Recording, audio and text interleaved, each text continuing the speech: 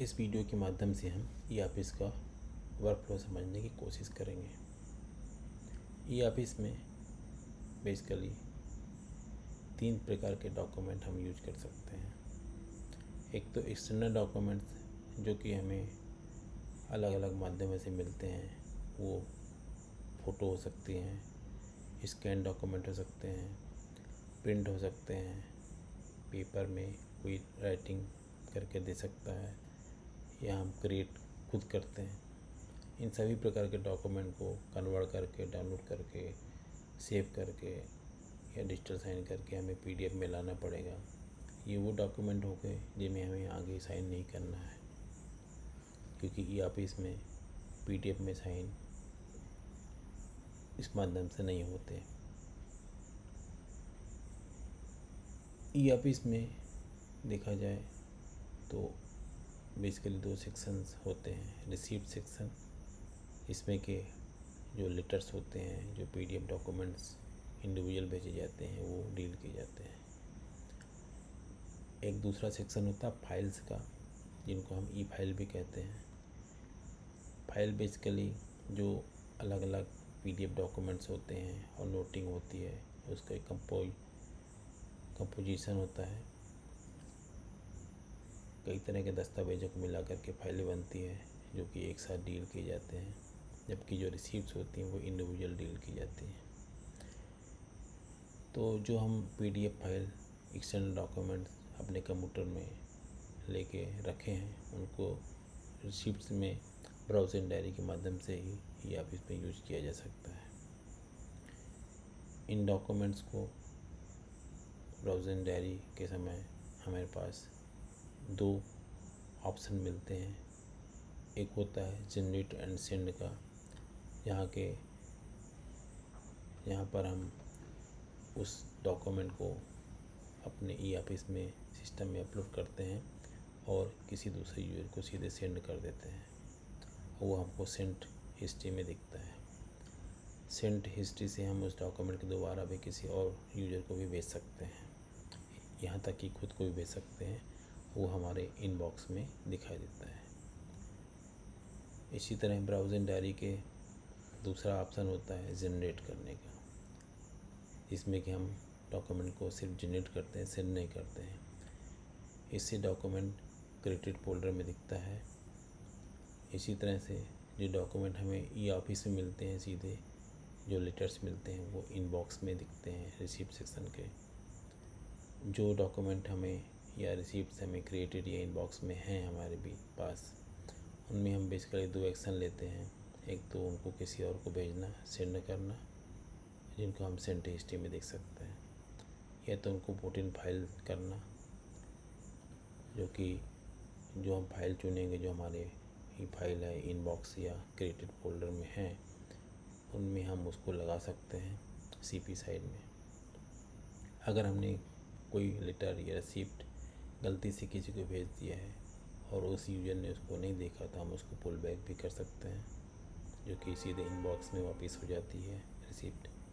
इसी तरह अगर कोई फाइल में हमने पुट इन फाइल करके रिसीप्ट को लगा दिया है सीपी साइड में, तो उसको भी हम जब तक कि फाइल किसी को भेजी ना गई हो, वापस उसको डिटैच कर सकते हैं।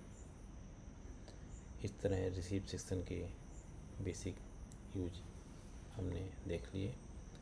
अब आगे हम बात करते हैं फाइल सेक्शन का। फाइल में हमें, अगर हमारे पास कोई फाइल नहीं है हमारे काम की, तो हमें उसे बनाना पड़ेगा कुछ कोड के साथ। जो हम फाइल क्रिएट करते हैं वो हमें क्रिएटेड फोल्डर में दिखती है।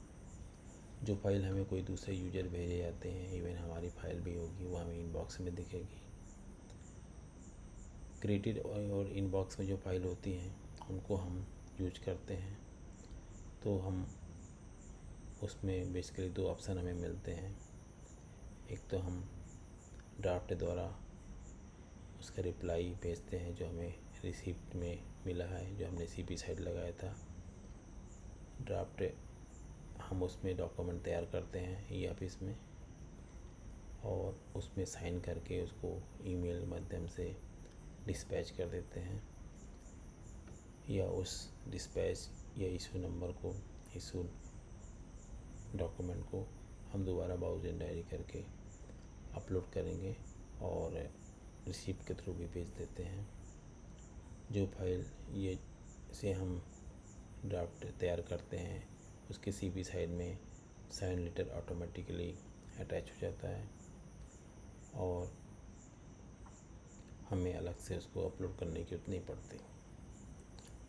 इसी तरह से कोई फाइल किसी दूसरे को यूज़र को डिसीजन के लिए अगर भेजनी होती है तो हमें उसे नोटिंग साइड में ग्रीन नोट में तैयार करके उसको पुटअप करना होता है, साइन एंड सेंड करके भेजते हैं तो उसको सेंट में हमको देख सकते हैं उस फाइल को।